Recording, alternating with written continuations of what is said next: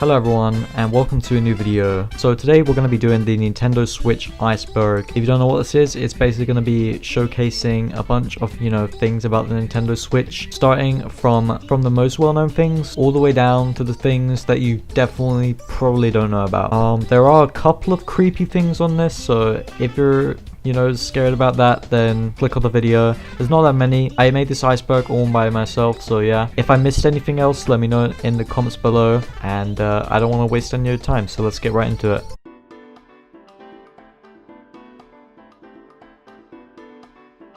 So the Wii U was a console released by Nintendo in 2012 as a sequel to the Nintendo Wii, and it was a huge foul. The reason why this is on the list is because it was a console that came before the Switch, and well, since this foul, the Switch basically saved Nintendo. That's pretty much all there is to say about this console. Let's move on. This is another thing which is pretty easy to know. If you've ever heard of the Switch, it's a hybrid console, so it can be played portably or on your television or monitor. That's kind of the main gimmick of it, or you just buy it to play Nintendo games. In 2017, when the Switch launched, of course there were two amazing big games that released: Zelda Breath of the Wild and Mario Odyssey. Pretty much everyone knows about these games, but if you haven't played them, go check them out honestly, they are pretty cool. Joy-Con drift is an issue that Nintendo Switch owners face pretty much all the time. It's always been reported as an issue and Nintendo seems to do nothing about it. Although they are offering free repairs, it would just be better if they could just release revised Joy-Cons. Joy-Con drift is such an issue and I just hope Nintendo does something about it. Animal Crossing is a game released for the Switch in 2020 and of course it took the world by storm. Most Switch owners have this game and it's just a great relaxing game, honestly, to be honest. You can use the Nintendo Switch stand to transform your Switch into tabletop mode.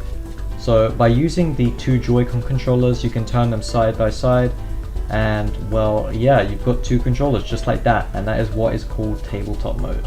Although some people say it's pretty uncomfortable. This basically counts for two things, one for the March Nintendo Direct and one for the E3 Direct. Both events, Smash Bros got revealed, everything, and the reactions were crazy. Of course, I'm probably sure you've all seen Edeka's reactions of it, rest in peace Edeka, and yeah, everyone just loves Smash Ultimate, and we're so happy and thankful for what it's turned out to be.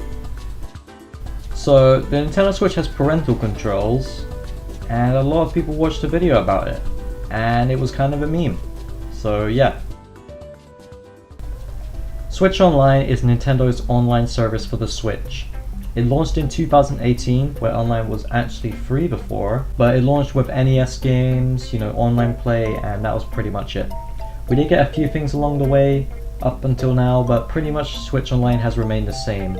So here's hoping that Switch Online improves one day, Alright everyone, we're about to go a little bit deeper, so I'm probably sure you already heard everything I said, but now we might actually start seeing some things that you might not know. So let's get right into it, or maybe you know everything. I don't know. Let's go. So before Mario 3D All-Stars released, there were a ton of leaks and rumors. They have been going on for I must say, a long time. That's pretty much all there is to say. I mean, it was heavily rumored, and finally the day came and the game released for £50. When the Switch launched, it was having some issues with dock scratching. This seems to be resolved. I personally haven't suffered with any dock scratching, and I haven't heard anything about these issues since the Switch's launch, so hopefully dock scratching is gone forever. But I mean, yeah, it was just a little bit of a bad issue to have at launch.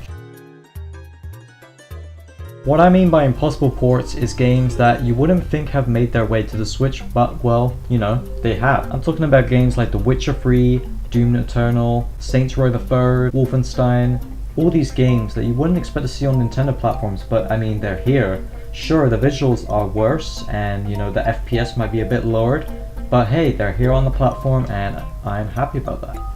Impossible ports could also mean games that are just really visually hard to put on the Switch. Maybe they have really good graphics, they're impossible to put on the Switch. Nintendo Gold Points are a sort of virtual currency that you can use to get discounts on Switch games. You can also use them to get little rewards on the website, but yeah, it's mainly only really used if you want to get small discounts on Switch games, and in fact you earn these points by buying Switch games, for your information. Look, I know you're sick and tired of people complaining about it, but there is really barely any apps on the Switch. Sure, we have YouTube and Hulu, but it would be better to get some more apps like Netflix, Twitch, Amazon Video, and everything like that. The Switch doesn't have Bluetooth. Okay, I promise this isn't turning into a complaining video, okay? I promise. But there's really nothing else to say about this. Game trials are game trials, of course, hosted by Nintendo, where they let you try out games for a limited amount of time. Some games that have been done in the past are games like Minecraft Dungeons, Among Us, and Crash Team Racing. While the Switch only comes with 32GB of storage, you can easily expand it with an SD card to even around like 1TB I've heard. I personally have a 128GB SD card which has been serving me pretty well, but hey, if you ever feel like your Switch is low on storage, go ahead, grab an SD card and plot that thing right in. The Switch only has 32GB of storage. That's pretty self-explanatory. The NX is what the Switch was referred to before it was announced, basically the code name. This is what people was going to look like, and well, you know, they were pretty close, you know, I mean, dead on. The VC, or the Virtual Console, was a previous system used in consoles such as the Wii, Wii U, and 3DS, where you could buy retro games from Nintendo's consoles and even sometimes other companies' consoles. Sadly, they retired this with the Switch and there's been no sign of it coming back. The only way to play their retro games is with Nintendo Switch Online and those apps. Alright, I hope you're enjoying it so far because we're about to go a little bit more deeper. We're almost at the bottom, but not quite yet. So let's continue it, and yeah. Homebrew is basically a way of breaking the rules of the console. So you can run different applications that Nintendo won't allow, you can run emulators, you can do pretty much anything that Nintendo doesn't want you to do with Homebrew. I'm not going to explain how to homebrew your console, but if you want, you can research it, look at what Homebrew is. I can't really share any images of it because I'm afraid that my video will get taken down. While this box may look ordinary, it's actually the version 2 Switch, which comes with improved battery life and a better screen brightness, I think? Something like that. All I know is that it has improved battery, and if you ever can, grab the red box model other than the other one. So it seems like third-party developers are starting to get a bit lazy with Switch ports and just start, you know, bringing over cloud games. You've probably already seen these on the eShop. They'll just say cloud version at the end of the game name. There's games like Hitman 3, A Plague Tale Innocence. So basically they're just the regular game except you need internet to play them. And yeah, I guess this is the future we're heading to though with gaming. There's actually been rumors about xCloud coming to Switch for a very long time. I'm talking like a couple of years. Unfortunately though, this probably will not happen, so I wouldn't expect it. So you can actually use a web browser on the Switch by putting in a custom DNS in your internet setting. So yeah, this is someone running Google on the Switch Lite. Yeah, they said it couldn't be done. I know, it's crazy. The friend limit for the Switch is 300. There's really nothing else to say about it. Yuzu Emulator is a Nintendo Switch emulator for the PC, which has been in development for quite a while, I would say. It's actually starting to get pretty good, like seriously. You can actually run some games really well with this emulator. Although it is still very experimental and you'll need a very good computer to run it, but still, I think it's a pretty cool emulator, and you know, if you have a Switch and you wanna, you know, try your games with higher resolution, go ahead, I guess. Of course, don't pirate these games. I mean, why would you do that? I'm just gonna merge these two together, but let's just say that with Homebrew, people have got Android and Linux to run on the Switch. Now that is just something I would have never expected to say, but yes, you can run Android and Linux on the Nintendo Switch and they work pretty well. If you want to see videos about it, go ahead, Google them. I'm not going to include any images in this video in case Nintendo just says bye-bye. Alright, so we're entering the deepest part of the iceberg now. There are a couple of creepy things here, well, one creepy thing, I would say.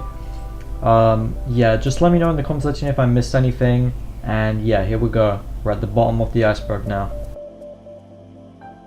Back in January of 2018, Nintendo and a bunch of companies just started to troll everyone on Twitter. Everyone was expecting a direct, and Nintendo just posted a picture of a flaming chibi robot, and other companies post the same with their characters on fire as well. This made everyone confused, and it actually felt like Nintendo was listening to us for once, but also not giving us what we want. However, a couple of days later we got the Nintendo Direct Mini, so I mean, I guess all's well.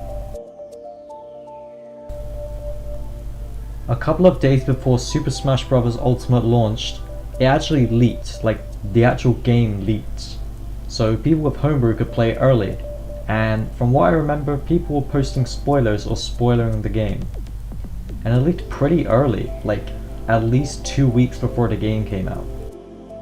Back in 2017, and even sometimes nowadays, people are reporting that their Switch battery is dropping from 100% to 1% in a matter of seconds. I don't know how this has happened or how this is happening, but if that ever happened to me, I would be very mad.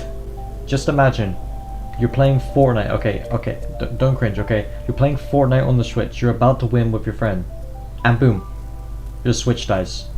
It's at 80% or whatever. Like that would be so annoying. But yeah. Alright, this next one and final one is creepy.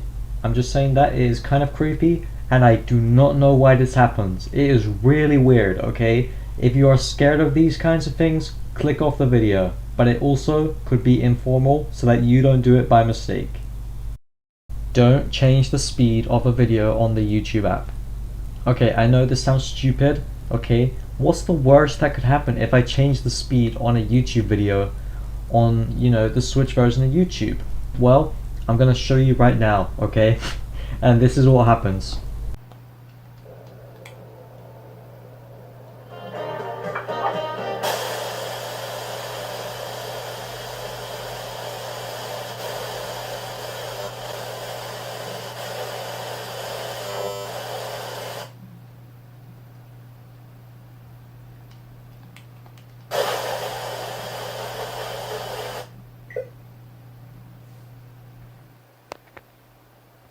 Anyway guys, I hope you all enjoyed this video. Make sure to like and subscribe if you want to. I might make more Iceberg videos in the future, I'm not sure. But even if I don't, I make Nintendo content whenever I can. So if you like Nintendo, feel free to subscribe. You know, I'm trying to get more subscribers and grow the channel. Maybe build a community, who knows. But yeah, hopefully YouTube can fix that, you know.